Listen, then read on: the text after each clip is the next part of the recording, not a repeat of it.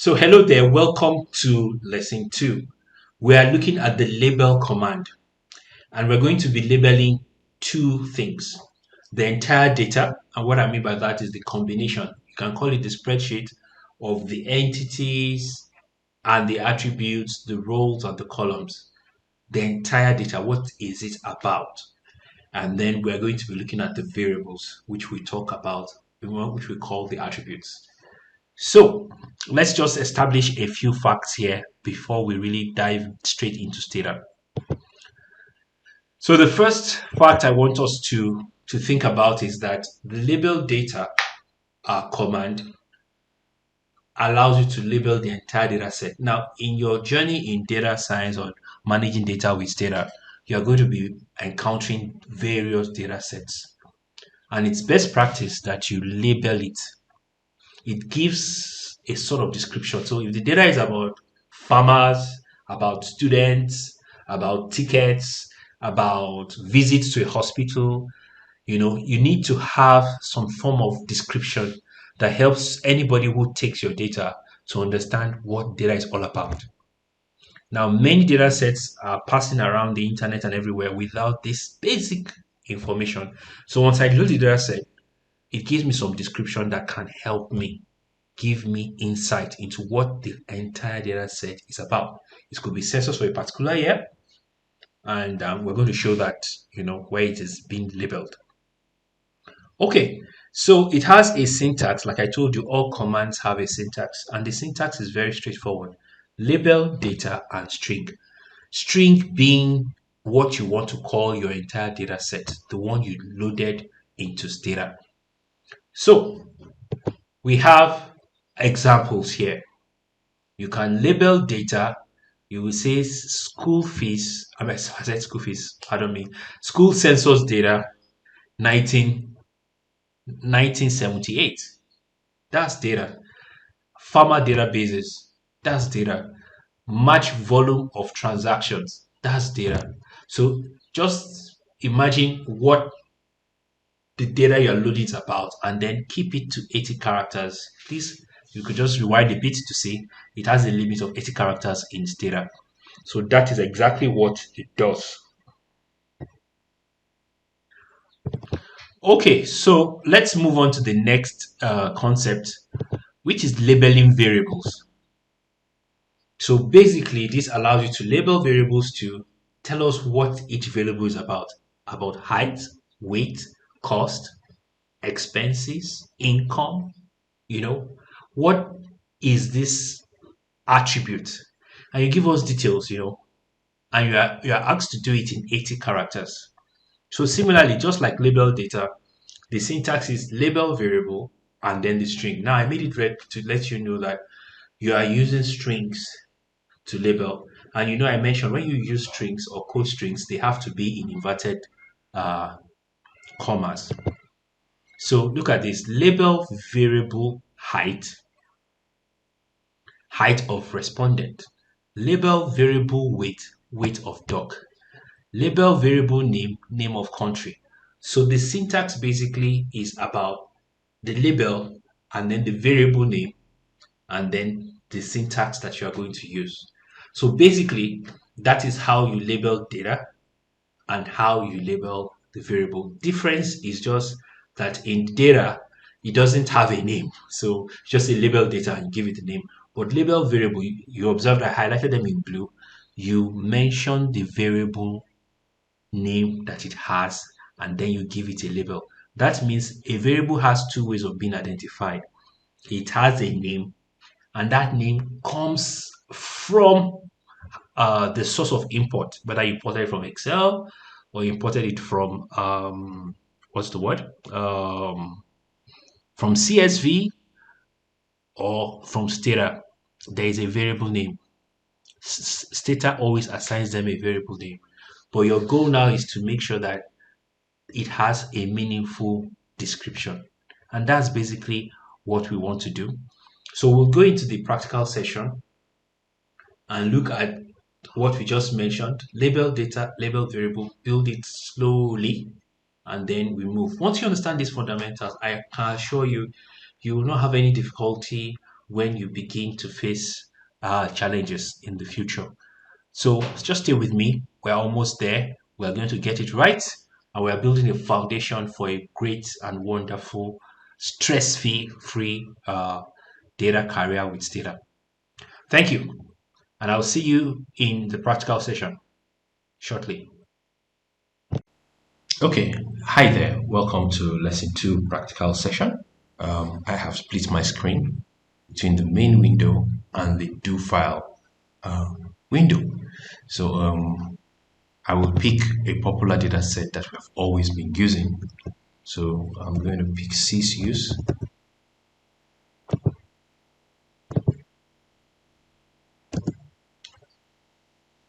Sensors. We had been using auto for a while, so we use sensors. No, let me use auto for now, just something simpler. And then we have clear. So when you run it here, you find the information here. So data has loaded into Stata.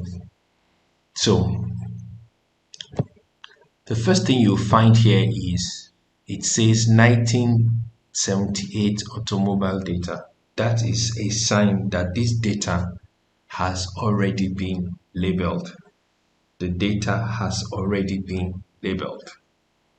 So we can overwrite it. You know how you save a document over another one.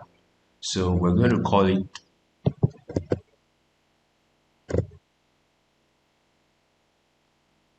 let's call it label data, and I call it automobile data for 1978. Now, I always like people playing around. When you are practicing yours, just call it auto data or call it your company data, whatever name you want to call it. The idea is to ensure to connect, to see how it connects whenever the data is being loaded. So I'm being careful not to save this because it's a system based data. I would rather have it to be saved somewhere else. So I will go now to my directory in the C drive quickly. You know, I had a folder called Stata Sage. So I will copy that. It's better to have it here. C/Stata Stage. And I come here to do my CD.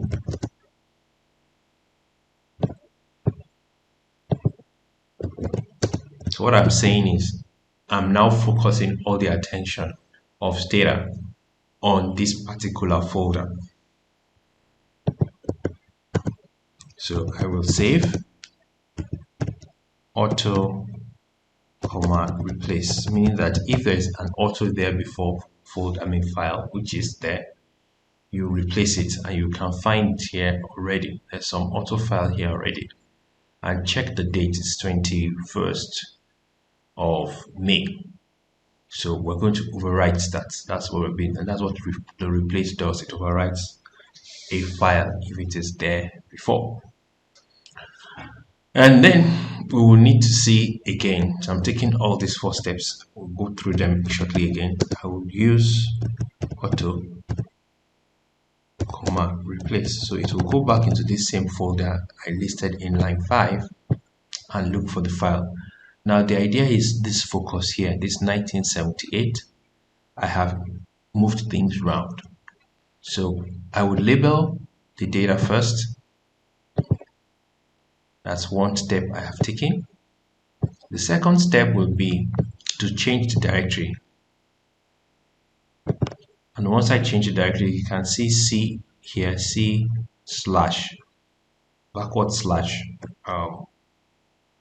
Stata Sage. And I save the document here. And it says save auto, file auto has been saved. And now when I use the file, that I'm opening it again from the folder I specified in 5.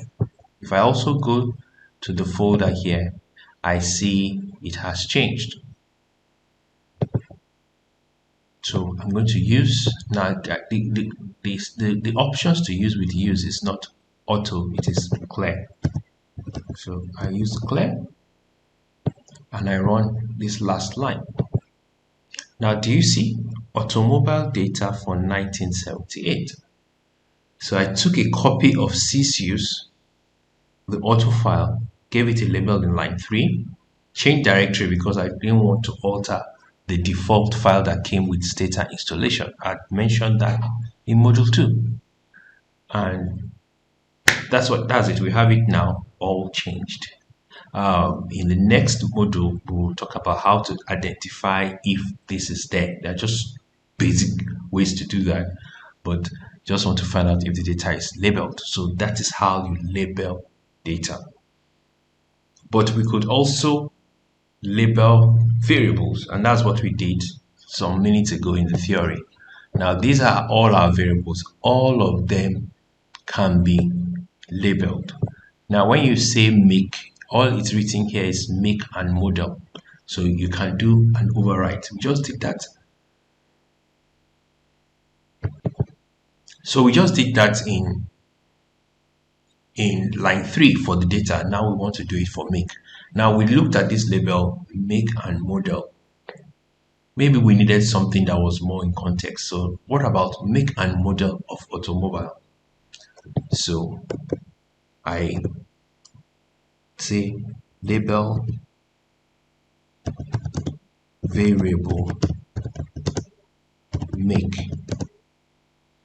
and I now say what I want make to be. Make and model of automobile.